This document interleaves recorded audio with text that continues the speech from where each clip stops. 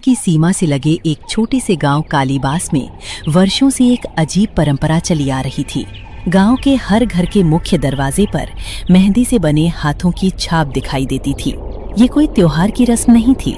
गांव वाले मानते थे कि उन हाथों की छाप एक भयानक चुड़ैल को घर के अंदर आने से रोकती है।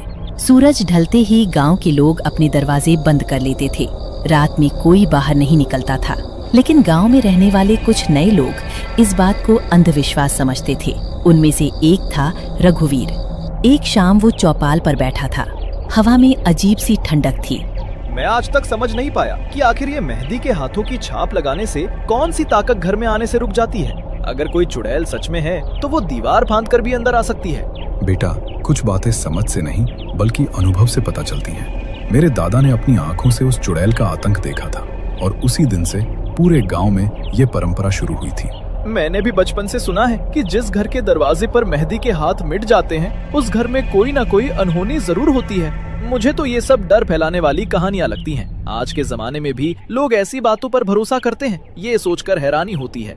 हरिराम ने गहरी सांस ली, फिर धीरे से बोला, तुम्हें लगता है हम सब झूठ बोल रहे हैं, लेकिन जिस रात तुम उस चुड़ैल को देखोगे उस रात तुम्हारे सारे सवाल खत्म हो जाएंगे। चौपाल पर अचानक सन्नाटा छा गया, क्योंकि उसी समय गांव के मंदिर की घंटी अपने आप बज उठी, जबकि वहां कोई मौजूद नहीं था। सभी ने एक दूसरे की ओर देखा। हरिराम के चेहरे का रंग उड़ चुका था। सूरज डूब चुका है, अब सब अपने अपने घर जाओ। सब लोग उठकर चले गए। उस रात रघुवीर अपने घर पहुंचा। उसकी पत्नी कई साल पहले गुजर चुकी थी। वो अकेला रहता था।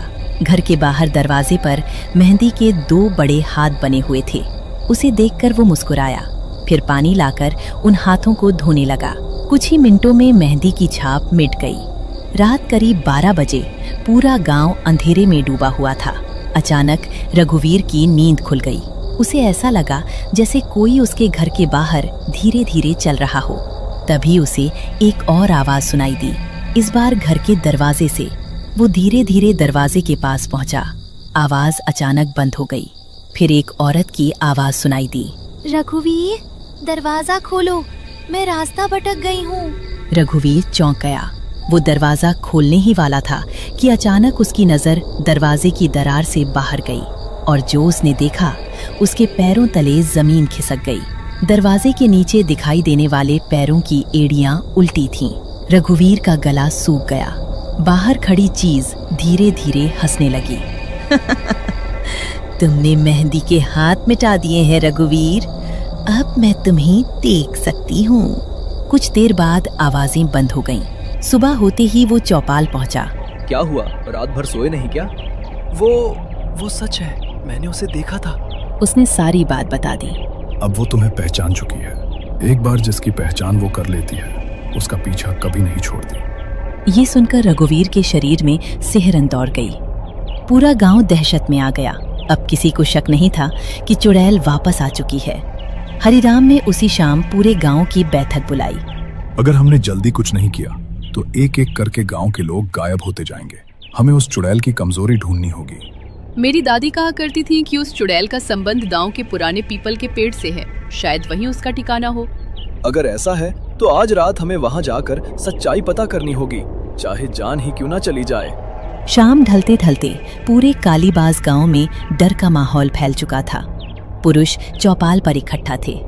आज फैसला हो जाएगा कि इस गांव में इंसान रहेंगे या वो अभिशप्त चुड़ैल। अगर हम डर कर बैठ गए तो कल हमारी बारी होगी, इसलिए आज रात हमें उसके ठिकाने तक जाना ही होगा। मैंने अपनी पूरी जिंदगी इस गांव में बिताई है और पहली बार लोगों की आंखों में इतना डर देखा है। अगर आज भी हम पीछे हट गए तो शायद फिर कभी हिम्मत नहीं जुटा पाएंगे। मेरी दादी कहा करती थी कि वो चुड़ैल इंसानों के शरीर से ज्यादा उनके डर पर जिंदा रहती है, इसलिए आज हमें डरना नहीं है, चाहे कुछ भी दिखाई दे। चारों ने एक दूसरे की ओर देखा, फिर मशालें उठाईं और गांव के बाहर खड़े उस पुराने पीपल के पेड़ की तरफ बढ़ गए। अचानक चारों ओर अजीब सी फुसफुसाहट सुनाई देने लगी। तुम लोगों को भी ये आवाजें सुनाई दे रही हैं या सिर्फ मुझे ही ऐसा लग रहा है? मैं भी सुन रहा हूँ। ऐसा लग रहा है जैसे कोई हमारे बिल्कुल पास खड़ा होकर कुछ बोल रहा हो, लेकिन शब्द समझ नहीं आ रहे। पीपल का विशाल पेड़ अब उनके सामने था और तभी पेड़ के पीछे से किसी औरत के रोने की आवाज सुनाई दी। चारों लोग सावधानी से आगे बढ़े। जैसे ही वे पेड़ के पीछे पहुंचे, उनके पैरों तले जमीन खिसक गई। वहां एक पुराना कुआं था और कुएं के अंदर से रोने की आवाज आ रही थी। ये जगह तो किसी शमशान से भी ज्यादा डरावनी लग रही है। तभी अचानक रोने की आवाज बंद हो गई और उसकी जगह हंसी सुनाई देने लगी।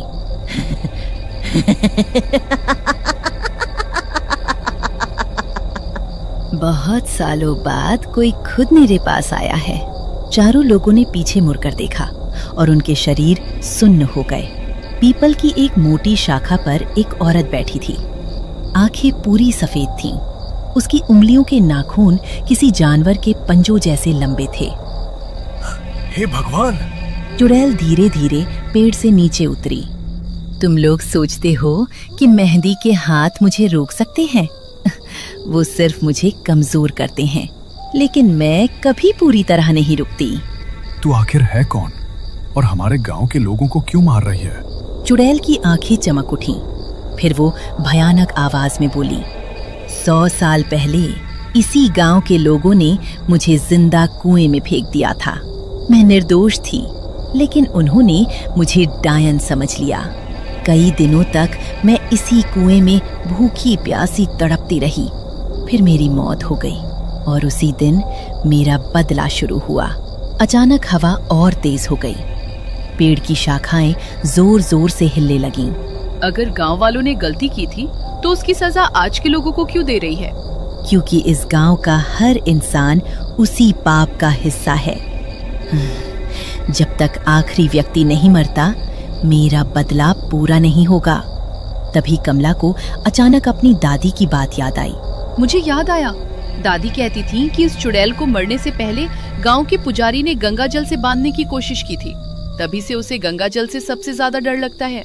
अगर यही उसकी कमजोरी है तो हमें अभी गांव वापस जाना होगा। लेकिन चुड़ैल जोर से हंस पड़ी। अब बहुत देर हो चुकी है।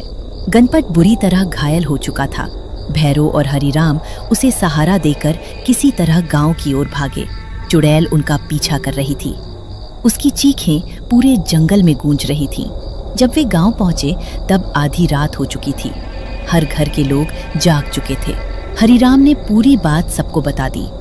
गांव वालों ने तुरंत मंदिर से गंगा जल मंगवाया। बाल्टियां भर भर कर लाई गईं। इस बार कोई डरकर घर में नहीं छिपा। सब चुड़ैल का सामना करने के लिए तैयार थे। कुछ ही देर बाद गांव के बाहर वही भयानक चीख सुनाई दी। चुड़ैल आ चुकी थी। वो हवा में उड़ती हुई गांव की ओर बढ़ रही थी। उसकी आंखें लाल अंगारों जैसी चमक रही थीं। आज कालीबास का आखिरी सूर्योदय होगा। लेकिन इस बार गांव वाले भागे नहीं। हरिराम सबसे आगे बढ़ा। 100 साल पहले चाहे जो हुआ हो, लेकिन आज हम निर्दोष लोगों की रक्षा करेंगे। उसने गंगा जल से भरा लोटा चुड़ैल पर फेंका। जैसे ही गंगा जल उसके शरीर पर गिरा, वो जोर से चीखी। उसकी त्वचा से धुआं निकलने लगा। नहीं, ये नहीं हो सकता। अगले ही पल बाकी गांव वालों ने भी गंगा जल फेंकना शुरू कर दिया। सैकड़ों बूंदें उसके शरीर पर गिरने लगीं। चुड़ैल दर्द से तड़पने लगी। उसकी चीखें इतनी भयानक थीं कि आसपास के पेड़ों पर बैठे पक्षी उड़ गए। आसमान में बिजली चमकने लगी। रुको मत, आज इसे खत्म करना ही होगा। सभी गांव वाले लगातार गंगा जल गालते रहे। धीरे धीरे चुड़ैल का शरीर काला पड़ने लगा। उसके लंबे बाल राख में बदलने लगे। उसकी आंखों की चमक बुझने लगी। आखिरी बार उसने पूरे गांव की ओर देखा और फिर राख के ढेर में बदल गई। उसी क्षण तेज हवा चलने लगी। पीपल के पेड़ की सबसे बड़ी शाखा टूटकर गिर पड़ी और दूर कुएं से आती रोने की आवाज हमेशा के लिए बंद हो गई। अगली सुबह कालीबास गांव में वर्षों बाद सुकून था।